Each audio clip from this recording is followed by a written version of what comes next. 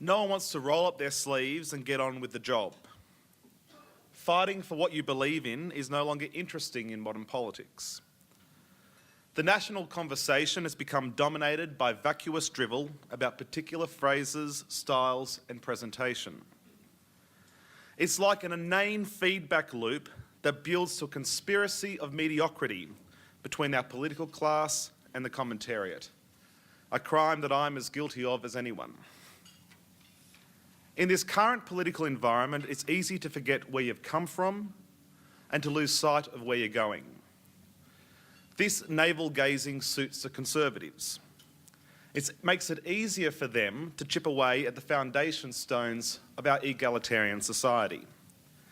It makes it easier for billionaires and mega corporations to plunder our public resources without giving anything back. It makes it easier to defeat the ideals that the Labor movement stands for. The time to fight back is now. As the current custodians of the Labor movement, we need to stand up for the great Labor project. Because if we shirk this fight, if we fail to embrace change and lead the movement back out of the wilderness, we'll end up on the sidelines watching as the Conservatives drag this country back into mediocrity.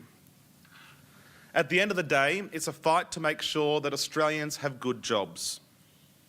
Because that's what the Labor movement is all about, jobs. Always has been, always will be. When we advocate for change, we do it to overcome injustice, to promote equality and fairness.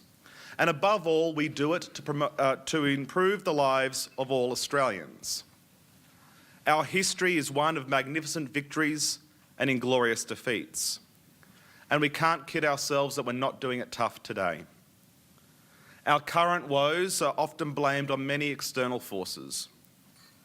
But I agree with Bill Kelty when he said last week that we can't just blame the media. Because blaming the media is a distraction from the burning need for our movement and our movement alone to fix our own problems. My point is that the Labor movement is at its best when it is challenging the status quo. And when you're trying to change the nature of power, we should always expect those who hold the power to fight back. Frankly, we've never had the media barons on our side. From our earliest days through to now, they have been consistent in their alarmist reporting of the Labor mission. Newspapers of the 1890s carried the hate and vitriol of the day in headlines foretelling the impending doom that our not yet formed nation would experience if the fledgling unions and early Labor Party gained a foothold in our society. I often refer to the annals of Labor history to remind myself of how hard it was for our predecessors. Dealing with headlines like the one in the Brisbane Courier Mail in 1898, screaming that every addition to the strength of the Labor Party is a step towards the ruin which socialism brings. I'll also remind you of an editorial in the Sydney Morning Herald from the year of the Labor Party's birth in 1891, blaring that our greatest peril comes from the intrusion of the Labor struggle into the field of politics. Only the most extreme and violent men will control the situation. My message is this: toughen up. It has always been this way. It will always be this way. So let's not be distracted by what we can't do anything about, and let's focus on what we can actually do something about. Let's focus on reforming our movement and developing the policies that really matter to the punters. Let's get the political conversation back onto the important things. Important things like where the hell is our economy going? And what is Australia's future going to look like? Because Australia today is a nation undergoing profound change. We have an economy in transition. For the majority of Australians, it is unclear what we are transitioning to. The driving force behind this change is our trading relationship with China. The nation that once rode the sheep's back is now riding the dragon's tail. Today, the dragon is changing our economy through its unquenchable thirst for our mineral resources. In the future, the driving force of change will be the transformation of China from a production base to a consumption-based economy. The latest Chinese 5-year plan is clearly driving that transformation. A consumption-based economy will eventually force the Chinese government to float the yuan, increasing the buying power of Chinese consumers. The opportunities will be enormous. Consider this. Continental Asian middle-class spending will surpass that of the US, EU and Japan combined in 2022. China's economy alone will exceed the US in 2020 and pass the 27-member European Union in 2027. The global middle class is predicted to increase to 3.2 billion by 2020 and 4.9 billion by 2030, with 85% of this growth coming from Asia. In 2009, China and India comprised just 5% of global middle-class consumer spending, but in 20 years, they will comprise 41% of that spending. As this transition takes place, we need to be producing the goods and services that Chinese consumers want. Imagine the potential if Australia is well positioned to take advantage of that enormous buying power on our doorstep. But by failing to plan for this day, we are effectively planning for failure. It is time to take control of our own economic destiny. We need to be doing the spade work now, investing in the growth industries that will support Australian jobs and underpin our future prosperity. The upcoming Olympics is a classic example of how Australia actually does industry planning well. We set national objectives, like finishing in the top 5 of the medal count. We pick winners, focusing on areas where we have a competitive advantage, like swimming. We invest in R&D, engaging the best sports scientists and supporting our elite athletes through the Australian Institute of Sport. Government support is justified on the grounds of the national interest, the importance of sporting success to our common identity. When it comes to the Olympics, we don't get hung up on esoteric arguments about the purity of global competition. In sport, Australians play to win, and we don't apologise for being successful. But when it comes to our own income and job-generating industries, we expect them to stand or fall on their own 2 feet. Public investment in industry capability is considered taboo. Have we become a nation that is too scared to take a punt on ourselves? Maybe if they gave out gold medals for manufacturing, we wouldn't be so squeamish. Well, the AWU doesn't want to see Australian industry lose. We want Australian industry to win. We want Australia to rediscover its industrial policy vision. We have the opportunity to leverage our great resource gifts by adding value to them and championing our national industries. It should be clear that government has a role to play in securing our economic future. But Canberra policymakers seem stuck in the mindset of passive government. Now is not the time to be passive. Australian manufacturers are being hit by a record high dollar that is roughly 50% above its post-float average, high input costs driven by surging commodity prices, and increasing competition for labour. This is occurring at the conclusion of a period where Australia has become a high-cost country relative to our competitors. The problems in manufacturing and in the services sector are being hidden in the national accounts by the resources boom. We have effectively let the market pick the winners for us. And the market has bet everything on a horse called the resources sector. The end result will be a hollowed-out economy suffering from the dreaded effects of Dutch disease. If the free market ideologues were right, then there would be no reason for Australians to be struggling.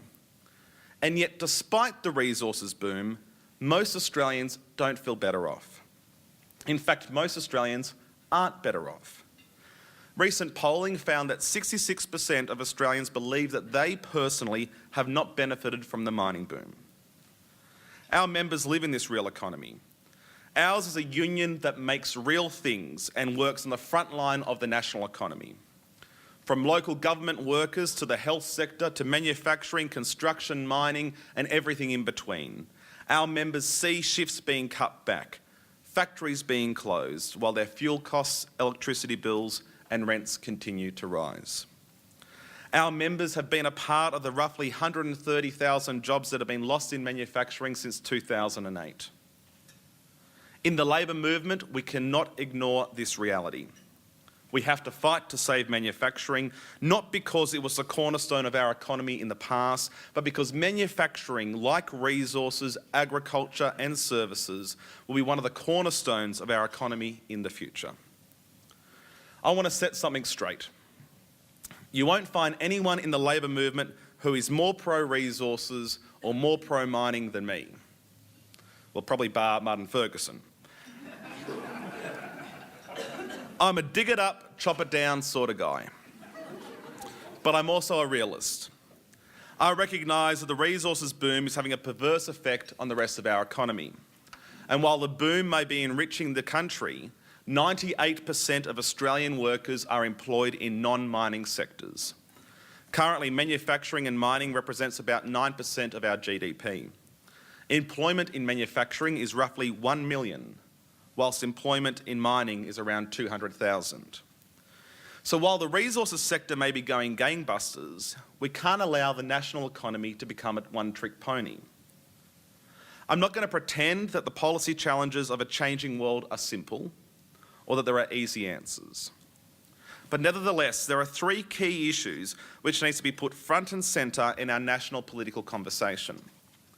They are the need for a competitive exchange rate and more competition in our banking sector, the need for cooperation between industry and government on industry development plans and the courage to pick winners, and the need for a business environment that drives innovation and genuine productivity growth. Let's start with the exchange rate and the banking sector. The Australian dollar was trending well above parity for some time, but has recently fallen just below. A few weeks ago, I made some comments about the RBA and exchange rates, comments that I believe to be very constructive. Of course, I'm always one to give credit where credit is due, and I warmly welcome the RBA's very belated move to cut the official rate by 50 basis points. But here's the rub. We have to ask the question, with the growing power of the banks, has the RBA actually lost control of monetary policy in this country? The banks are acting as a de facto cartel and are aggressively exercising their control over the market. And this power has consolidated since the GFC with the takeover of banks like St George and Bankwest. The banks have effectively decided that they don't need to listen to the RBA or anyone else when it comes to the setting of interest rates. The same brazen banks are relying on government policy to protect them from competition and to protect their profits. And yet we allow them to impose their own will over an important lever of macroeconomic policy. The other day I heard Mike Smith of the ANZ try to liken banking to baking. He explained that if the cost of flour goes up, then so does the cost of bread. And if the cost of borrowing goes up, then so does interest rates. Well, I don't know how long it's been since Mike went to the bakery, but that's simply not how things work when you're grabbing your morning loaf. That's just not what happens with most industries that operate in the real world of genuine competition. If the cost of inputs go up, then they have to wear that cost as best they can. Otherwise, they will lose market share to a more efficient competitor. You can't just pass on the cost to the consumer with a shrug of the shoulders. But of course you can if you're a bank. Because our banks live in a very protected, regulated little world with very little genuine competition. I find it hard to swallow that the banks are now opposing government assistance to other industries. After all, they themselves were the beneficiaries of the largest industry assistance package in the history of this nation in the form of the bank guarantee. We don't disagree that the bank guarantee was necessary or that it wasn't good policy. But the point is this: if banks benefit from government regulation and support when things are going bad, then why shouldn't they be subject to tight regulation and oversight when things are going well? And if industry assistance is a good thing for the banking sector, then why isn't it also a good thing for other crucial industries? It's time we re-examined our banks and put an end to the protection racket that allows banks to record massive profits while sacking staff and gouging consumers. It's time that we had a bank that served its customers and not just its CEOs at $2,000 an hour, $18,000 a day, $90,000 a week for miraculous achievements that we are never told about. It's time for an active government to pull the financial services sector back into line. The second big issue is about planning and picking winners. I was interested to hear Joe Hockey's argument that we should be learning from the Asian model of social welfare. There are obvious inconsistencies here with the coalition's steadfast support for middle-class welfare, but there are also inconsistencies with the coalition's approach to industry policy. The Asian model of social welfare is intrinsically linked to the Asian model of economic development. Our Asian trading partners have strong, active governments, sometimes too strong. They have the freedom to pick winners, the freedom to invest in growth industries, the freedom to aggressively promote exports, and the freedom to plan for growth. The example of South Korea is particularly instructive about how a country can choose its own economic destiny. Korea has risen from a small agricultural economy in the mid-20th century to the 15th largest economy in the world today. It is a technological superpower with market-leading companies such as Samsung, LG and Hyundai. The success of Asian economies such as Korea didn't happen through the ideological miracle of economic bushfires, where the conditions need to be just right for their creation naturally. They were deliberately built through considered and targeted government policy, picking winners and planning for long-term growth. The Samsung story itself is incredible. Driven by government-sponsored credit and policy vision, Samsung now accounts for more than 10% of the country's GDP. We should remember that Korea was hit hard by the Asian financial crisis in 1997. The conglomerates like Samsung and Hyundai were in the middle of this economic storm, and they took a buffeting. The Korean government, however, didn't throw away the lifeboats. They took on some water, but they held firm, and in just a few years' time, Korea resumed its place as the world's fastest growing economy. In fact, GDP in Korea has tripled since 1997. The Korean experience shows that active governments can deliver economic growth. In fact, it shows that governments should be in the business of industry planning. We have to get over our phobia of picking winners, because you simply can't win if you're not in the race. The third big issue is the need for a sensible, indeed a productive discussion about productivity. It's no secret that many Australian industries are being shown up by more productive competitors.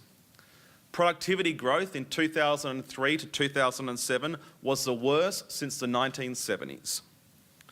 But frankly, we need to stop thinking of productivity as a race to the bottom and start thinking of productivity as a race to the top. We need to stop talking about the costs of inputs, especially the costs of labour, and focus back on outputs. After all, that is what productivity is all about. It's the output of each unit of production, not the costs of each unit. For just once, I would like to hear one of these captains of industry like Lee Clifford or Jack Nasser talk about real productivity growth, rather than their fantasies of the creation of a peasant workforce in this country. A peasant workforce not unlike those who made the iPhones, your iPhones at Foxconn in Guangzhou. Not assembled through highly productive processes, but rather assembled by an unlimited supply of cheap, disposable labour. It has been 20 years since we have had a genuine discussion about real productivity growth in this nation. In the 80s, we tackled the issue head-on, and we found solutions that resolved the problem. And in the same way, the Conservatives killed productivity in the 1970s, and under Howard in the 2000s, they are trying to kill it here again today. They're killing it through ideological distractions, rather than focusing on investment in infrastructure and capital stock, encouraging R&D and innovation, lifting our training performance, and most importantly, building more productive workplaces through collaboration on the shop floor.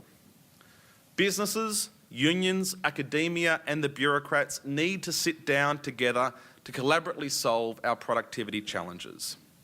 I'm up for that discussion. I'm up for making the hard calls that need to be made to drive change.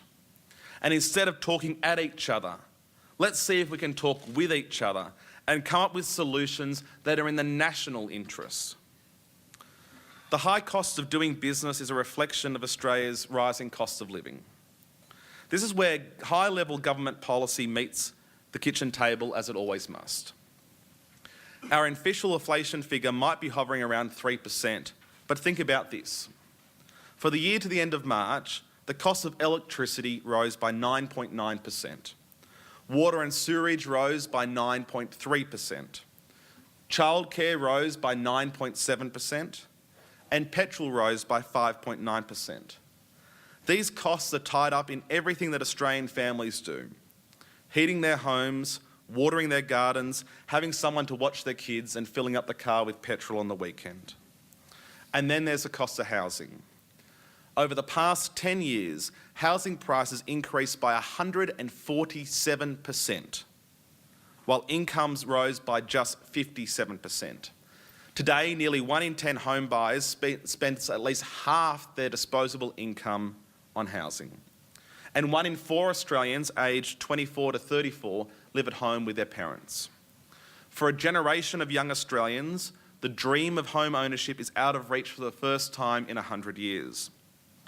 Counterproductive policies such as negative gearing and the First Home Owners Grant have pushed up demand without doing anything to increase supply. These policies have pit young families against big overseas property investors. Australians are increasingly being pushed into massive mortgages to get a foothold in the property market. Many families are now living on credit, but that leads to just more pain, with banks charging outrageous interest rates and slugging customers with hidden fees. Credit card interest rates of 20% and above are simply unconscionable, and it angers me that nothing has been done about it. I can tell you unequivocally that cost of living is a major issue for our members. It's at the heart of the anger they feel while they're trying to provide for their families. They are reminded of it constantly in the media, but they no longer knows who's on their side. They are the people who are being left out of the national conversation. But what I know is this: nothing will drive a family faster towards poverty than a week, a month, a year without a wage. No one gets rich on the dole. I was privileged to hear both Paul Keating and Bill Kelty speaking at the ACTU Congress last week. Listening to those titans of the Labor reminded us that a strong, united Labor movement provides Australia's best hope for navigating turbulent economic times. Equally, Kelty reminded us that our values of a movement are the values of Australia's working men and women. That means balancing the need for economic incentives with a sense of community responsibility. The Conservatives will talk about mutual responsibility when it comes to welfare payments for people in poverty. But they do not accept the same principles of incentive and responsibility should apply to the business community. In the AWU, we don't have a problem with people making money. We're not anti-wealth and we're not anti-growth. In fact, we're pro it. We believe in growing the pie for everyone. But unfortunately, many Australians feel that while the pie may be growing, the slices for the Clive Palmers of the world get bigger and bigger and bigger, and the crumbs for everyone else get smaller and smaller. A proper balance between incentive and responsibility means providing public investment to support private sector growth and, where appropriate, sharing some of the risk. Every large company in Australia has in some way benefited from policy settings of government. But people and businesses who enjoy success from our economic structures also have a responsibility and obligation to put something back. When I'm out on the shop floor with our members, I'm inspired by their commitment to their union and to each other. Our members keep the flames of collectivism alive. They inspire me and give me confidence that Australia can rise to the challenges of the future. They understand economic grounds are shifting. They understand that change is nothing new. Our economy has gone through many transformations in the past. But what is absent this time is a clear path for working Australians. What will happen to them over the next 10 to 20 years? That's the job of our society's leadership, to map out a path for how our country survives, to explain where we're going and how we're going to get there. It is also the job of the Labor movement. We have to provide the leadership. The leadership that says if you're a Qantas worker in Melbourne, it's not okay for you to lose your job because of power plays between the royal families of Abu Dhabi and Dubai. The type of leadership that says jobs above all else is what we are about. And sacrificing generations of working people in parts of Tasmania because of an ill-informed debate playing out in the eastern suburbs of Sydney is not okay. And to say that even if it costs us politically in the short term, we must always stick to our principles and morals and not be tempted by new fads which take us down the road of narrow-based populism. We have to provide our vision, our pathway, our plan that will deliver secured jobs for Australians and not just profits for the captains of industry. We must find the strength and the courage to take control of our own economic destiny, and we must be prepared to fight for it. Thank you.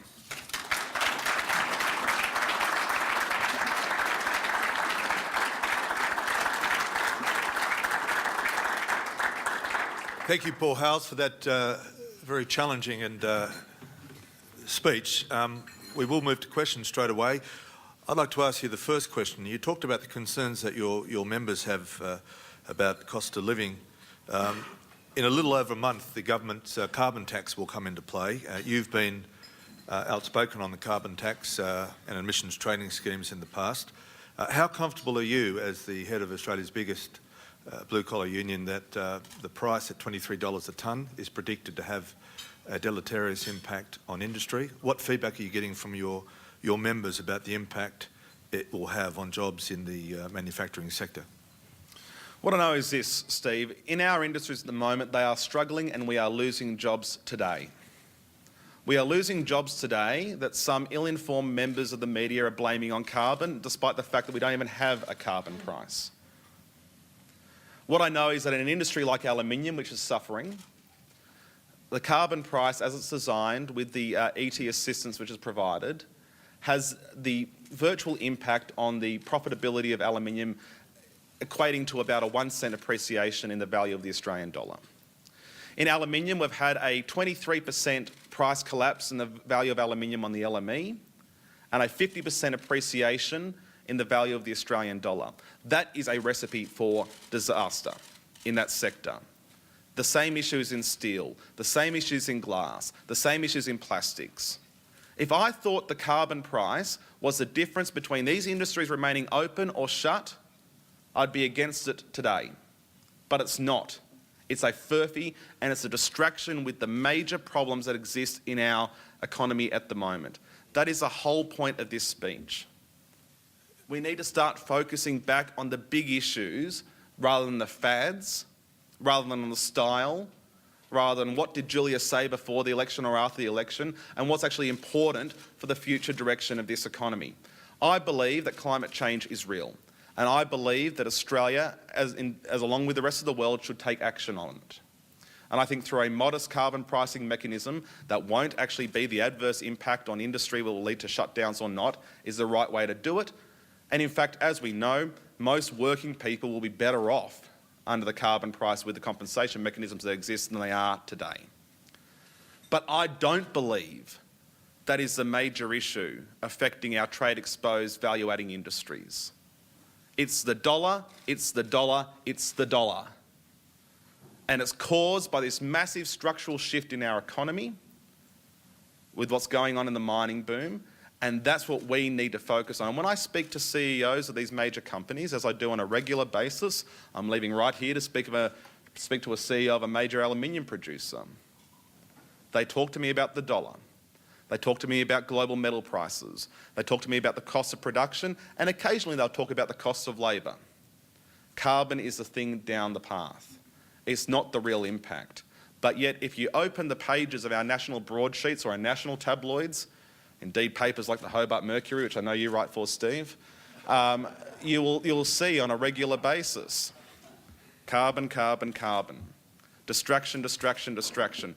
Throw a little bit of confetti up, and hopefully we can ignore the real structural problems in our economy and ride in the coattails of mass hysteria about something that actually isn't the real issue in our economy into the lodge. And that's what's happening at the moment, and unfortunately, members of the Fifth Estate are buying it.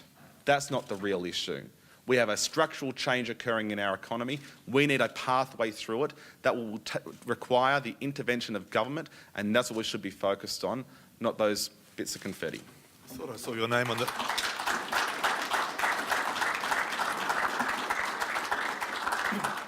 I think I saw your name on the front page of the Mercury the other day. We move on. Didn't see yours.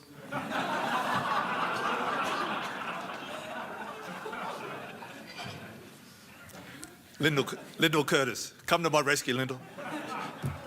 Well, Steve.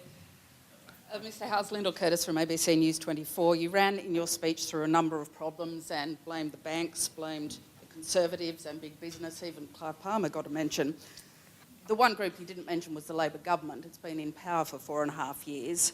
And most of the things you outlined, a failure to plan, a failure to have a productive discussion about productivity, not talking about the challenges, jobs being lost, cost of living rising, nothing being done about credit card rates, a lessening of bank competition, and a failure to pick winners has all happened on the Labor government's watch. What's gone wrong?